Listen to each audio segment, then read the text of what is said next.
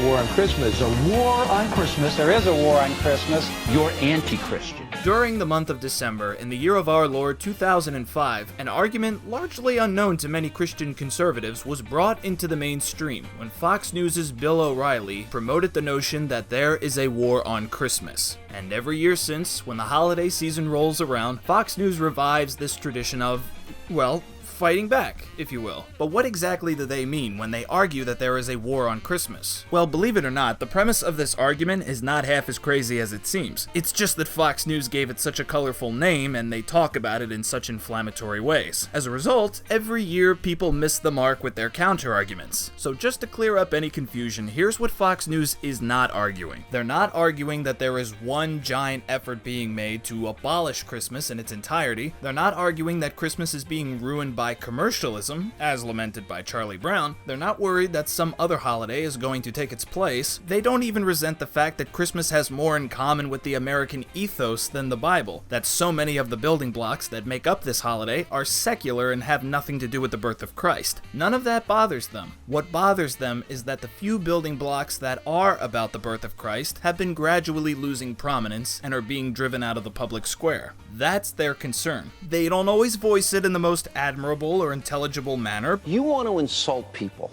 You want to attack them. What?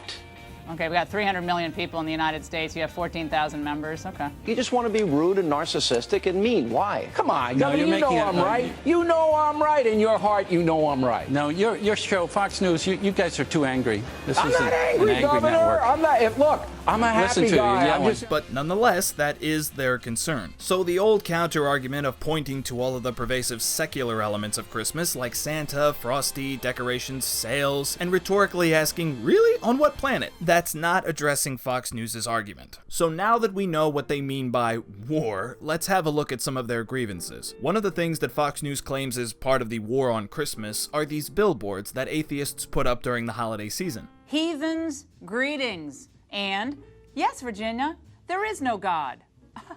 Merry Christmas to you, too. Controversial billboards in America's Bible Belt with the message, skip church. Can billboards like this be considered offensive? Yes. Is it fair to say that some of these are done in poor taste? Yes. Can a Christian who objects to them jolly well put up their own? Yes. So what's the problem? Billboards can't tell people what to think, they're just ads. This sign doesn't sabotage Christian traditions any more than this sign sabotages secular ethics. At the end of the day, people can still think for themselves. So to find these billboards threatening, one would need to be fairly insecure. This billboard ruckus really isn't a good example for Fox News because it doesn't tie in with the premise of their argument, that the religious aspects of Christmas are becoming less prominent. These billboards aren't doing away with anything, they're just promoting another way to celebrate Christmas.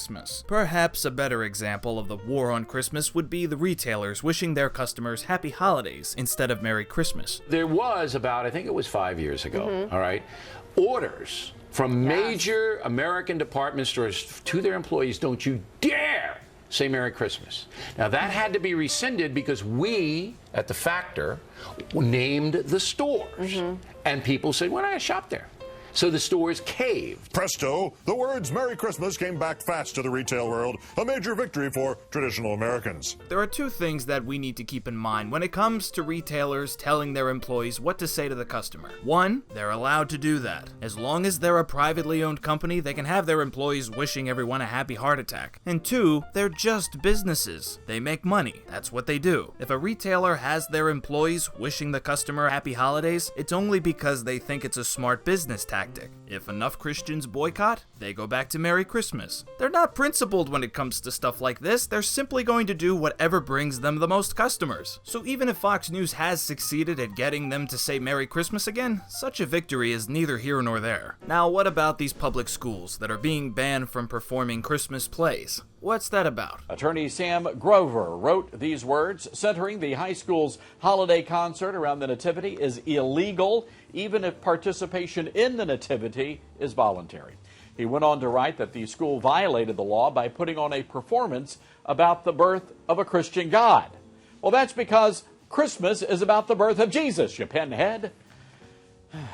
Now, these organizations are anti-Christian bullies, rabble-rousers, on a crusade to eradicate Christianity from the public marketplace. This is one of those situations where people claim that Christianity is being singled out. What these groups have said is that public schools are paid for with tax dollars, and therefore should not be promoting any religion. Any religion. That goes for all of them. The only reason why Christianity is getting in trouble is because it's the only religion getting a school play. If Islam stepped over this line, Islam would get in trouble too. But it's no accident that Christianity got itself in this mess. A brief study of American history shows that Christianity has always been the most popular religion, and throughout the centuries, it was frequently allowed in the public square, despite constitutional law. Only recently have people finally started holding Christianity to the same standards as every other religion. So yeah, this is kind of awkward. But in a way, it's no more awkward than the cops finally ticketing a guy who's been breaking traffic laws for years. Yeah, it might look like he's being singled out all of a sudden, but in reality, he's just being held to the same standards as everyone else. And that segues rather nicely into what is perhaps the most notorious example of the war on Christmas: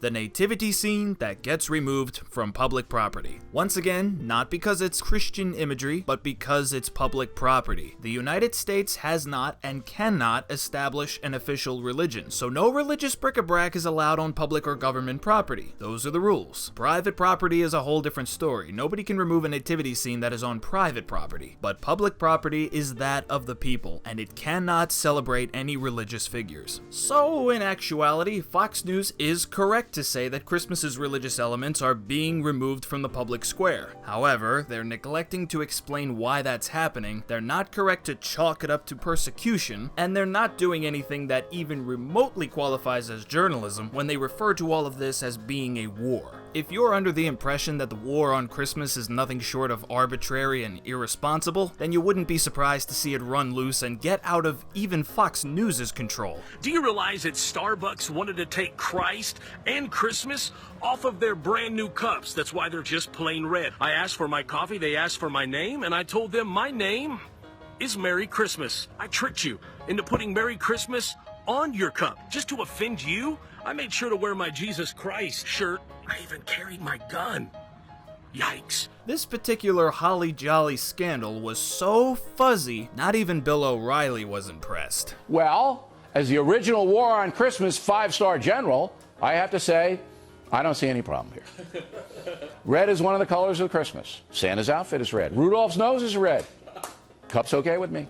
Here's the factor tip of the day. This kind of stuff diminishes the real problem when certain companies order their employees not to say the word Christmas. That's what the war is all about, not a silly red cup. This is what happens when you drum up a lot of unwarranted outrage. This is so unreasonable. You are so unreasonable. No, it's not unreasonable. It is frightening. Secular progressive assaults. Your view is insane. They are under attack. You Illegal. and your merry band of fascists. Fascists. Right? Yeah. Fascists. You get it revoked. You call me a fascist. Absolutely. Well, this is the result. Sooner or later, that outrage shows up where you don't want it to, at the hands of an idiot who's inevitably only going to do damage to your own cause. But by now, this whole war on Christmas hullabaloo might start looking more like a cynical ratings grab than a righteous crusade. It would at least explain why Fox News revives it every year at all costs, even at the cost of their own manifesto. Fox News scheduled an annual holiday party this year.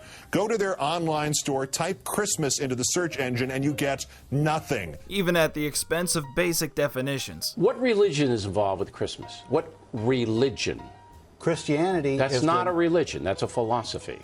Okay, so you're going to actually tell me on live television that Christianity is not a religion. Correct. It is a philosophy. You and I are going to fundamentally disagree on that point. You are wrong. No, that's fine. After that interview, the crazy website people emerged, screaming that I'm wrong. Christianity is indeed a religion.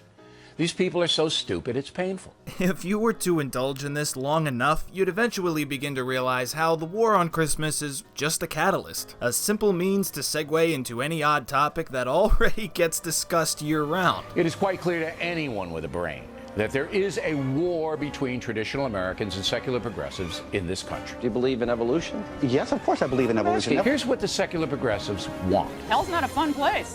Yeah, of course they should be afraid of hell. Yeah. So what happens when you die? What do you think happens? You die, just like everything else in the universe. Yes. That's it. There's nothing it's else. Not a pretty picture.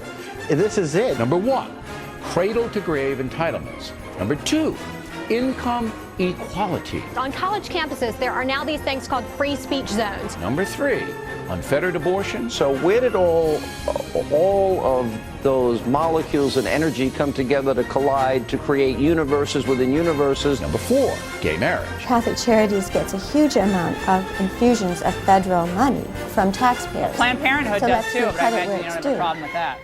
You know. And finally, number 5, legalize narcotics. The Judeo-Christian view is intoxication is morally wrong. Wanting traditional marriage, of also all the things that Bill mentioned. This is an attack on those values, even on our college campuses. Look, this is not about open-mindedness. But why complain about any of this? Really, in the grand scheme of things, the emotional appeal and irrationality of the war on Christmas fits in rather well with everything else that Christmas brings. Talking snowmen, flying reindeer, mistletoe, ghosts of the past, present, and the future, angels who summon alternative universes, a thieving Grinch, a neglected genius, this lamp, a human elf that loves spaghetti, a magical passenger train for young skeptics, houses covered in lights, trees in the living room, a child born of a virgin, and children's joyous anticipation of a home intruder. Why not call somebody a fascist for putting up a billboard? It's not the most logical time of year, but it is, arguably, still the most wonderful time of year. So whether it be the birth of Christ, the winter solstice, kabuki journalism, or anything else, may this be a wonderful time of year for you. And have a happy new year as well. Should all the greatest be forgotten, never brought to mind? Should all the greatest be forgotten, days of old lang syne? For old lang syne, my dear, for old lang syne, we'll take a cup of kindness yet for old lang syne.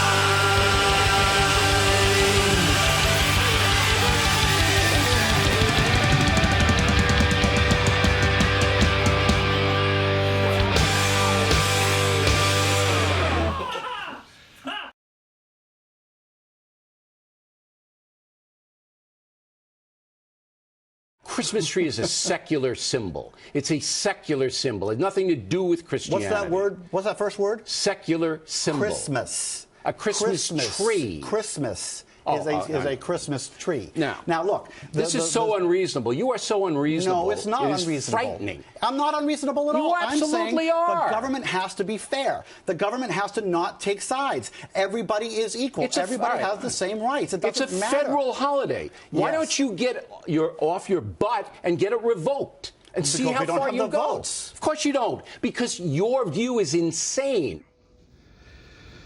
Well, he's on the naughty list.